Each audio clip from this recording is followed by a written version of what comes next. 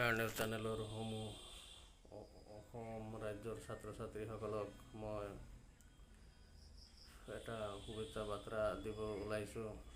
বৰ্তমান গৰমৰ বন্ধ চলি আছে। ছাত্ৰ ছাত্ৰীসকলে এই গৰমৰ বন্ধত তেখেতে সময় অপচয় নকৰি সিহঁতৰ মূল্যৱান সময় লিখা পঢ়াত মনোনিৱেশ কৰিব লাগে আৰু কিবাকিবি কষ্টদায়ক বিষয় ছাত্ৰ ছাত্ৰীসকলে ভালকৈ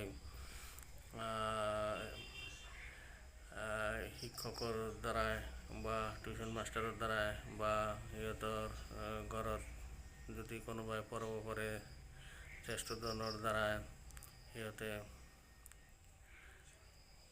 শিকি ল'ব পাৰে।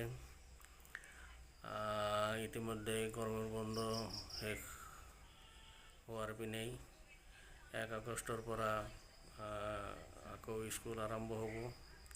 গতিকে সমূহ ছাত্ৰ ছাত্ৰীসকলক এই গৰমৰ বন্ধত মই ঘূৰিব মানা কৰা নাই, কিন্তু ঘূৰাৰ লগতে আকৌ যাতে সিহঁতে কিতাপৰ লগত অলপ সম্পৰ্ক ৰাখে, সিহঁতে যাতে ভালকৈ লিখা পঢ়া কৰে আৰু ধুনীয়াকৈ আকৌ আগষ্ট মাহৰ পৰা সিহঁতে যাতে ধুনীয়াকৈ মিলিব পাৰে।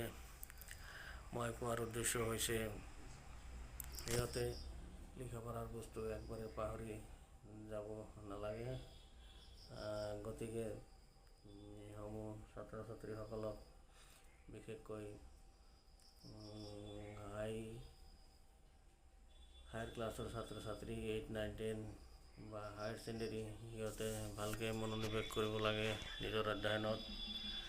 কাৰণ অধ্যয়নটো শিক্ষাটো এনেকুৱা এটা বস্তু যিটো কোনোদিন ভাগ নহয়। গতিকে মই এজন শিক্ষক হিচাপে সকলো ছাত্ৰ ছাত্ৰীসকলক এই গৰমৰ বন্ধত সময়বোৰ যাতে সিহঁতে সৎ ব্যৱহাৰ কৰে এইটো মই কামনা কৰিছোঁ।